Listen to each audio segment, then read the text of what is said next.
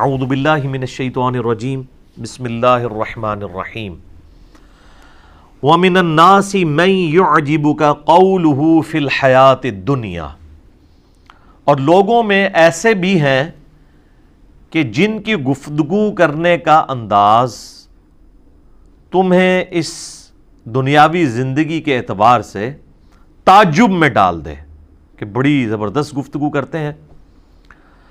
وَيُشْهِدُ اللَّهَ عَلَى مَا فِي قَلْبِهِ، اور وہ بار بار گواہ بھی بناتا ہوگا اللہ کو اس چیز کے بارے میں جو وہ کلیم کر رہا ہوگا کہ اس کے دل میں، یعنی جیسے جھوٹی قسمیں کھانے والے لوگ ہوتے ہیں نا، آپ ہمارے معاشرے میں بھی دیکھیں گے پکے جھوٹے ہوتے ہیں، اور جب وہ کوئی لین دین کا معاملہ ہوتا ہے تو وہ قسم اٹھا کہتے ہیں کہ اللہ کی قسم ہم تو ہمیشہ ایمانداری کے ساتھ چلتے ہیں، آج تک کسی کے ساتھ دھوکہ نہیں کیا۔ تو یہ نبی علیہ السلام کے مبارک زمانے میں بھی ایسے لوگ موجود تھے۔ ان کا ایک سیمپل کے طور پہ، ویسے تو تفسیر کے اندر اسپیسیفکلی بندے کا نام بھی ہے لیکن وہ کوئی صحیح سند سے ثابت نہیں ہے، جنرل یہ ایک بتایا جا رہا ہے کہ ایک اپروچ اس کی ہوتی ہے جو دنیا کا کتا ہوتا ہے، اور ایک اپروچ اس کی ہوتی ہے جو اللہ تعالیٰ کا مخلص بندہ ہوتا ہے۔ اس کا ذکر بعد میں آئے گا کہ تم اے نبی جب ان کی گفتگو سنو تو جس طرح آج کل آپ ہمارے سیاستدانوں کی، پولیٹیکل لیڈرز کی، مذہبی لیڈرز کی ذرا گفتگو سنیں تو بندہ کہتا ہے ماشاءاللہ پورے کے پورے ملک کا درد جو ہے نا وہ ان کے دل کے اندر ہے، لیکن جب پریکٹیکلی ان کی اپنی لائف آپ دیکھیں، ان کا لوگوں کے ساتھ بیہیویئر دیکھیں، ان کا ایٹیچیوڈ دیکھیں تو بندہ کہتا ہے یار یہ تو بڑے دو نمبر قسم کے لوگ ہیں۔ تو اللہ تعالیٰ فرما رہا ہے کہ ایسے لوگ بھی ہیں لوگوں میں سے جن کی گفتگو کرنے کا انداز تمہیں تعجب میں ڈال دے اس دنیا کی زندگی میں، اور وہ اپنے اس دعوے کے اوپر بار بار اللہ کو گواہ بھی کرتا ہے کہ اللہ کی قسم ایسا نہیں ہے، اللہ کی قسم ایسا ہے، جو میں کہہ رہا ہوں یہ درست ہے۔ وَهُوَ أَلَدُّ الْخِصَامِ، حالانکہ وہ سخت ترین دشمن ہوتا ہے حق کا، حق اس کے پاس سے بھی نہیں گزرا ہوتا، پکا منافق ہوتا ہے۔ منافق سے مراد یعنی دو رخی کرنے والا، منافق کہتے ہیں، نفق عربی میں کہتے ہیں نا سرنگ کو، سرنگ کے بھی دو منہ ہوتے ہیں نا، تو ہوتا وہ منافق ہے، یعنی اس کا ایک چہرہ جو ہے وہ کچھ اور بتا رہا ہوتا ہے اور دوسرا چہرہ کچھ اور بتا رہا ہوتا ہے۔ وَإِذَا تَوَلَّى سَعَىٰ فِي الْأَرْضِ لِيُفْسِدَ فِيهَا، اور حالت اس کی یہ ہے کہ جب وہ پلٹ کے جاتا ہے نا، یہ اتنی پیاری خوبصورت گفتگو کرنے کے بعد جب وہ اپنے اس سسٹم میں لوٹتا ہے نا تو اس کی کوشش یہ ہوتی ہے کہ وہ زمین میں فساد برپا کر دے، وَيُهْلِكَ الْحَرْثَ وَالنَّسْلَ، اور تباہ کر دے کھیتوں کو اور نسل انسانی کو۔ وَاللَّهُ لَا يُحِبُّ الْفَسَاد، حالانکہ اللہ تعالیٰ فساد کرنے والے کو پسند نہیں کرتا۔ حتیٰ کہ آپ بخاری مسلم اٹھا کے دیکھیں، نبی علیہ السلام نے میدان جنگ میں بھی عورتوں کے قتل سے، بچوں کو قتل کرنے سے منع فرمایا۔ اسی طریقے سے جو بچے اور عورتیں اور مرد بھی میدان جنگ میں لڑنے کے لیے مسلمانوں کے خلاف نہیں آئے تو ان کو قیدی بنانے سے، ان کو غلام اور لونڈیاں بنانے سے بھی منع کیا ہے۔ یہ جو لونڈی اور غلام کا سسٹم ہے یہ ان لوگوں کے بارے میں جو لڑنے کے لیے آئے ہوئے ہوں، ان کی بھی ایون جو لڑنے والی عورتیں ہیں نا ان کو بھی عورتوں کو لونڈیاں بنایا جائے گا، قتل نہیں کیا جائے گا۔ اچھا، ایک ترجمہ اس آیت کا وَإِذَا تَوَلَّى کا مطلب ہے کہ جب انہیں حکومت ملے۔ ایک تولا ہوتا ہے منہ پھیر کے جانا، ایک یہ ہے کہ وہ متولی بنایا جائے کسی جگہ کا، ایسا شخص جس طرح ہمارے کئی حکمران ہیں وہ، یعنی اب تو میرے خیال ہے اس وقت جو ہم جس سسٹم سے گزر رہے ہیں اس میں تو آپ دیکھ سکتے ہیں کہ اس وقت ہمارے جو موجودہ پرائم منسٹر صاحب ہیں، اگر آپ ان کی پرانی ویڈیوز لگا کے دیکھیں تو لگتا تھا کہ یہ یعنی اس نیشن کے نجات دہندہ اور منجی اور ہادی اور جو بھی آپ القابات کہہ سکتے ہیں نا، تو وہ یہ بن کے آئے ہیں۔ لیکن اب جو ان کے اپنے ساتھ کے وزراء کے سکینڈل سامنے آ رہے ہیں اور کیا کچھ سامنے آ رہا ہے، تو اب بالکل ہمارے جیسے جو آپٹیمسٹک قسم کے لوگ ہیں نا وہ بھی پیسمسٹک ہو چکے ہیں کہ یار یہ تو کچھ نظر آ رہا ہے کہ کچھ بھی نہیں بننا، ہر چیز ہی الٹ چل رہی ہے۔ تو اسلام جو ہے وہ حکومت کو اللہ کے تابع اور اس کے فرامین کے تابع رکھنا چاہتا ہے۔ اسلام میں مقصد حکومت حاصل کرنا نہیں ہوتا، اور اسلامی حکومتیں جو ہیں وہ غیر اسلامی حکومتوں سے ممتاز ہی اسی بنیاد کے اوپر ہے کہ وہ اللہ کے احکامات کی پیروی کرتے ہیں. ہم لوگ جو ہے وہ کسی بھی مسلمان حکمران کی حکومت کو اسلامی حکومت سمجھ لیتے ہیں. اس اعتبار سے تو ماشاءاللہ ہماری اتنی حکومتیں رہی ہیں, پوری دنیا زیر زبر کی ہے ہم نے, لیکن اس طرح کے حکمرانوں کو ہم اس اعتبار سے نہیں دیکھ سکتے کہ یہ کوئی اسلامی حکومتیں ہیں. ہم ان کو بڑے بڑے لیڈرز کے طور پہ بھی اپنے حکمرانوں کو جنگجو قسم کے لیڈرز کو پیش کرتے ہیں, جس طرح آج کل آپ دیکھ رہے ہیں کہ پوری پاکستانی قوم کو جو ہے وہ ایک ڈرامے کے پیچھے ہماری حکومت نے لگا دیا ہے. ارطغرل ڈرامہ جو ٹرکی کا ڈب کیا ہے, وہ پی ٹی وی جس کے سبسکرائبرز جو ہے بمشکل 400-500 کے سے اوپر نہیں جاتے تھے, 1 ملین تک بھی کبھی نہیں پہنچے, اس ڈرامے کی وجہ سے انہوں نے نیا چینل بنایا اور 4 ملین سے زیادہ ہو چکے ہیں سبسکرائبر. تو اور پوری قوم جو ہے وہ اب یہ ڈرامہ دیکھ رہی ہے, اور اب انہوں نے جو نیا شیڈیول اس کا دیا ہے نا, اس شیڈیول کے اندر تو یہ ڈرامہ جتنی اس کی قسطیں ہیں نا, سیزن 1, 2, 3, اور وہ کہہ رہے ہیں کہ ہفتے میں 3 دن اس کی ایک ساتھ لگا کریں گی, فرائیڈے کو اور اس کے بعد سیچرڈے کو, سنڈے کو. یہ تو 3 سال تک, یعنی یہ حکومت ختم ہونے تک انشاءاللہ آپ جو ہے نا جنہوں کہتے ہیں آرے لگے رہو گے تسی, ٹھیک ہے. تو آپ بس اب کوئی پرابلم ہو تو کوئی مسئلہ نہیں, آپ ارطغرل ڈرامہ دیکھیں, آپ کے پرابلم ختم ہو جائیں گے. یعنی دنیا کا سب سے بڑا مسئلہ یہ بنا دیا ہوا ہے. حالانکہ یہ جو اس قسم کے مسلمان جنگجو, ہم ان کے اخلاص میں کوئی شک نہیں کرتے, تاریخ اسلام بھری پڑی ہے ایسے لوگوں سے. لیکن اگر آپ یہ فورس ہی کریں گے, ان کو رول ماڈل کے طور پہ پیش کریں گے کہ کوئی یہ اسلامی حکومتیں بنا کے گئے ہیں, تو ایسا نہیں تھا. ہاں, مسلمان حکومتیں ضرور بنائی ہیں انہوں نے, اور مسلمانوں کے دفاع کے لیے کوششیں ضرور کی ہیں. جس طرح ایک قوم کو اپنی, یعنی قوم میں کوئی ڈومیننٹ بندہ ہوتا ہے, اسے اپنی قوم کے ساتھ ایک محبت ہوتی ہے نیچرل, تو وہ اس کے لیے کوشش کرتا ہے. لیکن اسلامی حکومتیں نہیں تھیں ان لوگوں کی, نہ سلطنت عثمانیہ کی حکومت اسلامی تھی, اگرچہ انہوں نے بڑے بڑے کارنامے کیے ہیں, لیکن اگر آپ ان کے آفیشل جو آئین انہوں نے بنائے ہوئے ہیں, سلطان محمد فاتح کو آپ دیکھیں, یہ 7واں سلطان تھا سلطنت عثمانیہ کا, جس نے وہ قسطنطینیہ فتح کیا. اردو میں ہم قسطنطنیہ بول دیتے ہیں, کانسٹنٹائن انگلش میں بول دیتے ہیں. یعنی رومن امپائر کا جو گڑھ تھا, جو اس وقت استنبول سٹی ہے ٹرکی کا. یعنی آپ دیکھ لیں کہ نبی الاسلام کی وفات کے بعد آلموسٹ 800 سال تک کوئی اسے فتح نہیں کر سکا, اور اس کی عمر صرف 25 سال تھی اس نے فتح کیا. جاؤں 25 سال کیا عمر ہوتی ہے, بمشکل 25 سال. لیکن جب اس نے آئین بنایا تو اس نے یعنی اس میں لکھوایا کہ کوئی اگر میرے بعد جو سلطان بنیں گے تو جھگڑے کو ختم کرنے کے لیے جو سلطان بن جائے تو وہ اپنے چھوٹے بھائیوں کو قتل بھی کروا سکتا ہے. اور یہ آفیشلی آئین کا حصہ قرار دے دیا گیا, تاکہ جو ایک بڑا قتل و غارت ہونا ہے کہ ایک چھوٹا بھائی علیحدہ فوج بنا لے گا, اس سے چھوٹا علیحدہ بنا لے گا, تو بہتر یہ ہے کہ جو بھی سلطان بنے نا, پہلے ہی تخت نشین ہو کے نا وہ جو جن کے اندر جراثیم موجود ہے نا ان کو ختم کروا دے, اور یہ آئین کا حصہ بنوا دیا. ایک طرف اتنا بڑا کارنامہ, اور دوسری طرف حکمرانی والا جو انداز ہے وہ اسی طریقے سے. لہٰذا یہ جو فتوحات کو پیش کرنا, یا یہ کہنا کہ جی ایک چھوٹا سا کائی قبیلہ جو ہے وہ اٹھ کے تو وہ تینوں بر اعظموں کے اوپر چھا گیا, یعنی پہلے ارطغرل, اس کا پھر بیٹا عثمان, جس کے نام کے اوپر وہ سلطنت عثمانیہ, یا چونکہ وہ عربی کو جب ہم اردو میں لکھتے ہیں نا تو عثمان لکھا جاتا ہے نا تو TH کے ساتھ, تو وہ اوٹمان اور اوٹومانم امپائر اس طریقے سے وہ بن گئی, گریٹ اوٹومانم امپائر. حالانکہ وہ سلطنت عثمانیہ ہے, تو اس کو انگلش میں وہ اس طریقے سے پروناؤنس کر دیتے ہیں. تو اگر اسی طریقے سے امپائرز کو ہی آپ نے دلیل بنانا ہے تو سر تاریخ انسانی کے اندر سب سے بڑی جو امپائر تھی نا وہ برٹش امپائر تھی. انسانیت کی تاریخ میں اتنی بڑی کبھی کوئی امپائر نہیں رہی ہے, نہ صحابہ اکرام کی, نہ تابعین کی, نہ تبع تابعین کی. ان کو بھی اتنی بڑی حکومت نہیں ملی جتنی بڑی حکومت انسانی تاریخ میں, یا نبی علیہ السلام سے پہلے بھی رومن اور پرشین امپائرز بھی اتنی بڑی امپائرز نہیں تھی. انسانی تاریخ میں سب سے بڑی جو امپائر ہے نا وہ برٹش امپائر ہے, جہاں پہ سورج ہی غروب نہیں ہوتا تھا, آسٹریلیا پورا ان کے پاس، نیچے امریکہ پورا ان کے پاس، ادھر سے افریقہ ان کے پاس، اور ماشاءاللہ انڈیا پاکستان پہ تو ویسے ہی ان کی حکومت تھی. یعنی یہ جو گلوب ہے نا، اس کے چاروں کونے آپ لیں نا تو ان میں پورے پورے بر اعظم ان کے پاس تھے. تو سورج غروب کہاں سے ہونا ہے؟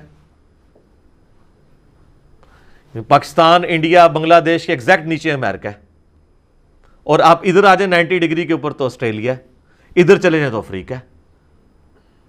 تو کیا آپ کہیں گے کہ ان کے ساتھ کوئی غیبی تائید تھی اللہ تعالیٰ کی؟ یہ تو اللہ تعالیٰ قرآن پاک فرماتے ہیں حکومتیں ہم لوگوں کے درمیان بدلتے رہتے ہیں. فرعون کے بارے میں قرآن پاک میں جگہ جگہ آیا تو اللہ تعالیٰ اس کو اپنی طرف منسوب کرتا ہے کہ ہم نے اسے حکومت دی تھی.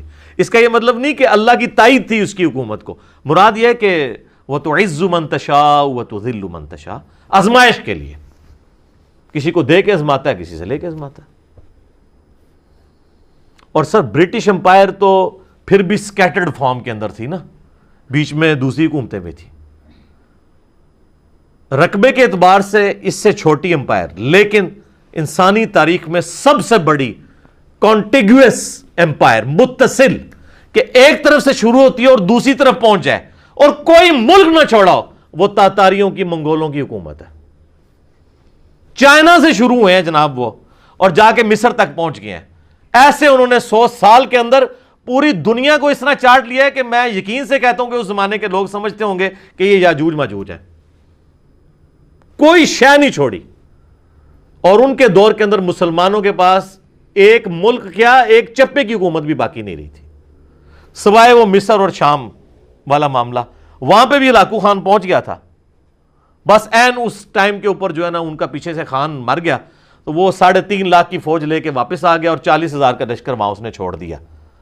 اور وہاں پہ جو مسلمانوں کا حکمران تھا سلطان رکن الدین بیبرس، اس نے ایک فیصلہ کن مارکا جو ہے نا وہ جیت لیا، اور وہ پہلی شکست تھی منگولوں کی. ورنہ یہ آلموسٹ 150 سال تک ان بیٹن رہے ہیں یہ لوگ. اور اتنے جنگجو، اتنے ان کے منہ ہوتے تھے، 4 گھوڑوں کے اوپر چڑھ جاتے تھے. ایک گھوڑا تھک گیا تو گھوڑے کو ادھر ہی پھینکا، دوسرے پہ چڑھ گئے. 200 میل کا سفر وہ کرتے تھے اور تھکتے نہیں تھے. ان کی عورتیں بھی جنگجو تھی. اور حالت یہ تھی کہ کسی اگر ملک میں داخل ہوتے تھے نا تو ملک پہ قبضہ صرف نہیں کرتے تھے، وہاں کوئی بھی زندہ نہیں رہنے دیتے تھے بندہ. ایک دن میں انہوں نے لاکھوں لوگ قتل کیے ہیں. یہ سقوط بغداد جب ہوئی ہے 1258 عیسوی کے اندر، سر لاکھوں بندہ، عورتیں، بچے، مرد ایک دن کے اندر انہوں نے قتل کیے ہیں. بغداد کی لائبریری تو الٹ دی، جو آج تک ہم پھر واپس نہیں مین سٹریم میں آ سکے سائنٹیفک فیلڈ کے اندر. وہ تو کیا ہی کیا ہے، جو لوگوں کو قتل انہوں نے کیا ہے ایک دن کے اندر. اور مسلمانوں کے حکمران جن کو آپ اس وقت کہتے ہیں جی سلطنت عباسیہ کے خلیفۃ المسلمین، وہ عورتوں کے درمیان بیٹھے ہوئے رقص دیکھ رہے تھے اور شراب کی حالت میں بیٹھے ہوئے تھے. اور وہ تاتاری جو ہے ان کے بارڈر پہ آ پہنچے تو یہ اپنا اتنا زیادہ سونا اکٹھا کر کے لے گیا کہ میں ان کو مال دے کے جان چھڑا دوں گا. ان کا ہم نے مال کیا کرنا ہے، ہم تم لوگوں کو نہیں رہنے دیں گے، تمہارا مال تو ویسے ہی ہمارا ہے. اور واقعی عذاب الہی مسلمانوں کے اوپر نازل ہوا منگولوں کی شکل میں. اور مسلمان کیا، کوئی بھی نہیں بچا ان سے، کوئی جگہ نہیں انہوں نے چھوڑی. لیکن پھر ظاہر ہے بریک آ کے لگ گئی ان کو مصر سے، پھر آہستہ آہستہ ان کے اندر آپس میں پھوٹ پڑی اور معاملات. لیکن اتنی بڑی متصل حکومت انسانی تاریخ نے نہ برٹش نے دیکھی ہے، نہ رومنز نے، نہ پرشینز نے، نہ مسلمانوں نے، جو منگولوں نے دیکھی ہے. کہ پوری سمجھ لیں جو مین آپ کا یہ ہے نا ایشیا، ساؤتھ ایشیا اور یہ مڈل ایسٹ سے لے کے افریقہ کے بھی کارنر تک، ادھر سے یورپ تک، مکمل طور پہ کوئی ایک چپا بھی نہیں جو انہوں نے چھوڑا ہو. لیکن حالت ان کی یہی تھی جو ہم سورۃ البقرہ میں آیت نمبر 205 میں پڑھ چکے ہیں کہ وَإِذَا تَوَلَّا سَعَىٰ فِي الْأَرْضِ لِيُفْسِدَ فِيهَا وَيُهْلِكَ الْحَرْثَ وَالنَّسْلَ وَاللَّهُ لَا يُحِبُّ الْفَسَادَ. ایٹیچیوڈ یہ تھا، قتل کر دیتے تھے. اس لیے آپ دیکھیں کہ اتنی بڑی حکومتیں، مسلمانوں سے بڑی حکومتیں ان لوگوں نے اویل کی، چنگیز خان نے اور اس کی اولاد نے. لیکن آج ان کا کوئی فالوور نہیں دنیا کے اندر. ہاں صرف آپ ایک ہسٹری کے طور پہ پڑھ لیں، آپ یوٹیوب پہ جا کے لکھیں سیکرٹ ہسٹری آف منگولز، تو آپ کو پتہ چلے گا کہ اس طرح ایک ایک جھونپڑی میں رہنے والا شخص پوری دنیا اس نے فتح کر لی.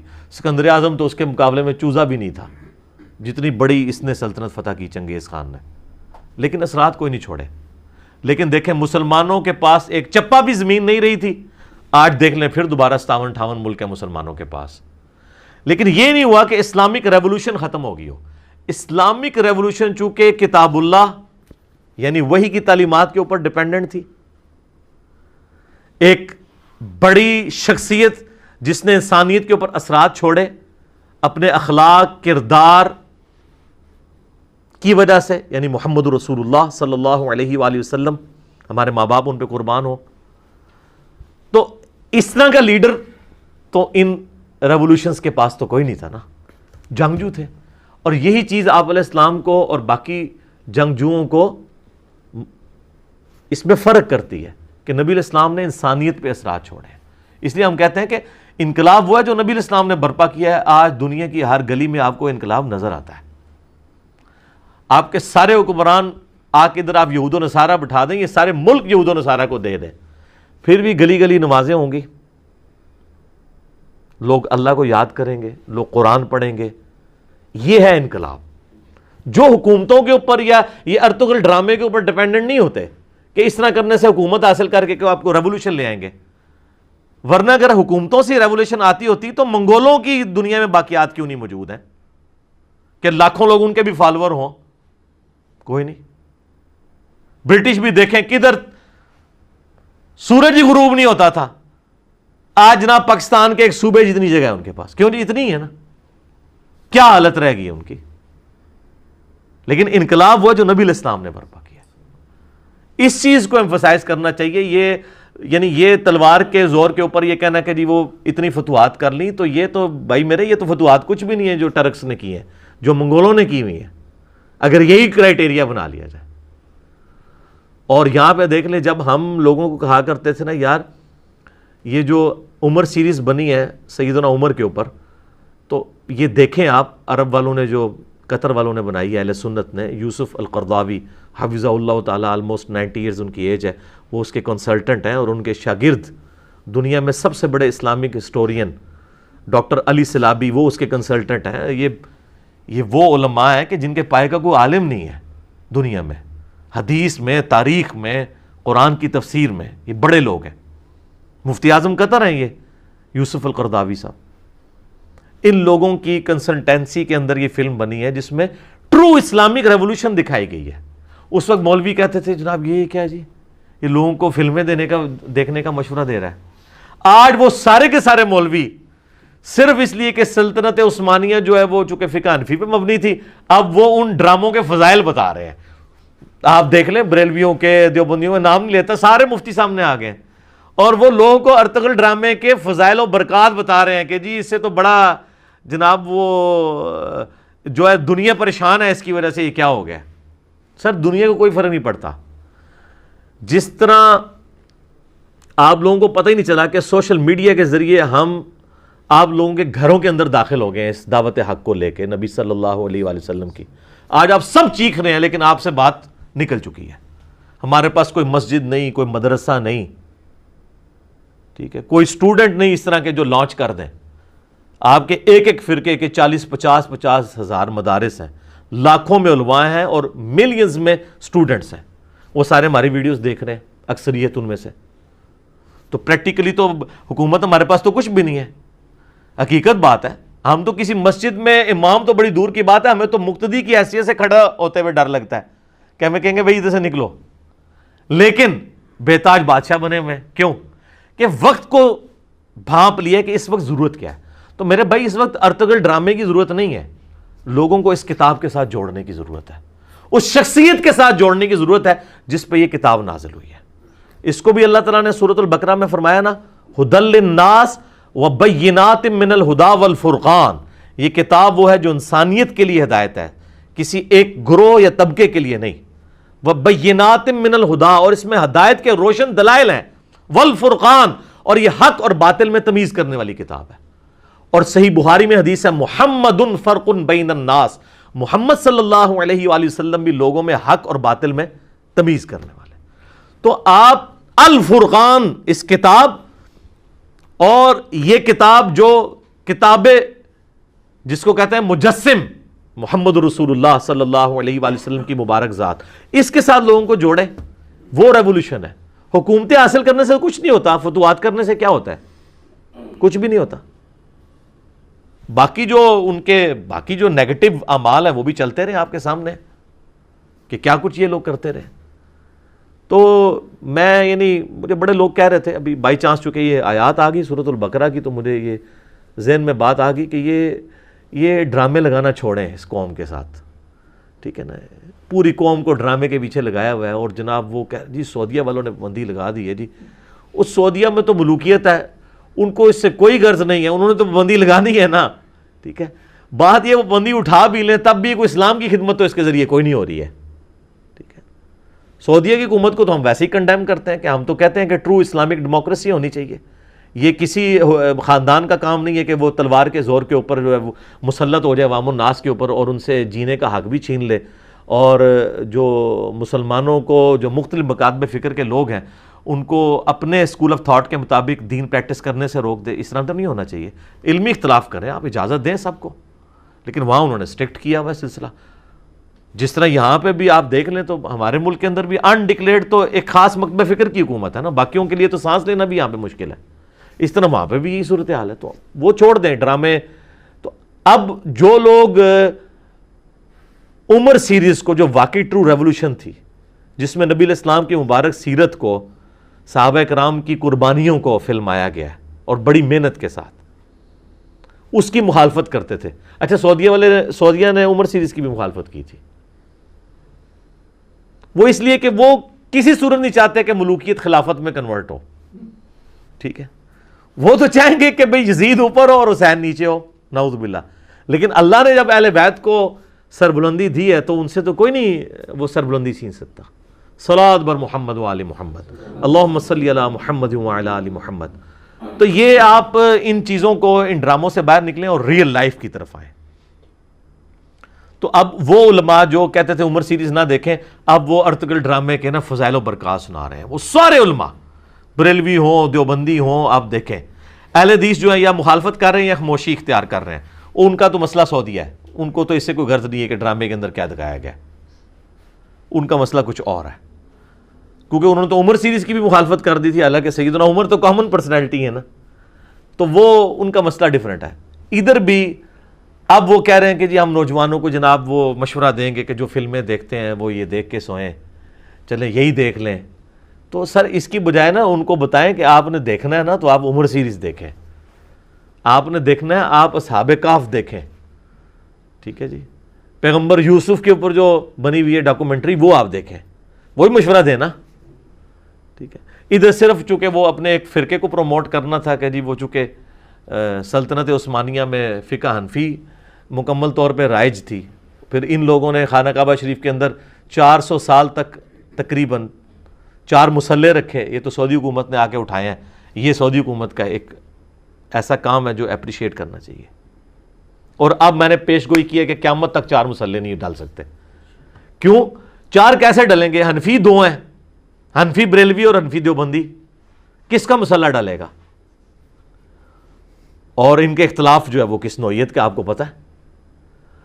تو اب یہ جو لوگ کہتے تھے نا کہ 4 اماموں کے اوپر اجماع ہوا ہے، اسی اجماع کی بنیاد پہ انہوں نے جو ان کا سو کالڈ بند کمرے والا اجماع، اسی اجماع کے بنیاد کے اوپر انہوں نے 4 مصلے حرمین میں ڈالے تھے۔ اجماع ٹوٹ کیسے گیا؟ اجماع پہ تو اللہ کا ہاتھ ہوتا ہے۔ المستدرک الحاکم میں صحیح سند سے حدیث ہے 399 نمبر کہ نبی صلی اللہ علیہ وآلہ وسلم نے فرمایا اللہ تعالیٰ میری امت کو کبھی بھی گمراہی پر جمع نہیں ہونے دے گا، جماعت پہ اللہ کا ہاتھ ہے۔ اگر یہ جماعت پہ اللہ کا ہاتھ ہے اور آپ یہ کہتے ہیں یہ اجماع امت تھا 4 مصلوں والا، یہ ہاتھ اٹھ کیوں گیا اب؟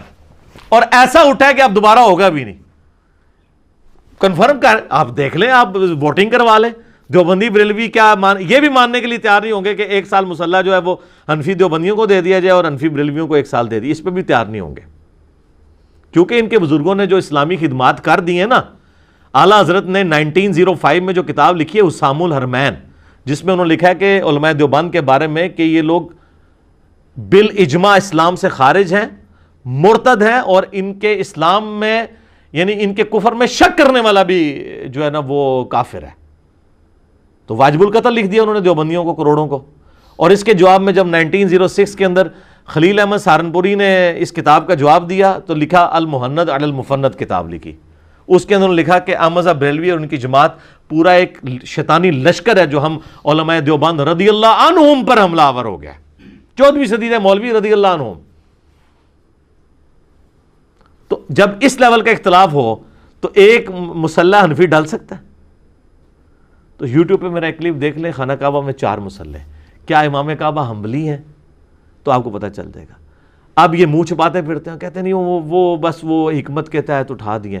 حکمت کون سی؟ اجماع کہاں سے ٹوٹ گیا آپ کا؟ تو اس کا مطلب وہ اجماع نہیں تھا.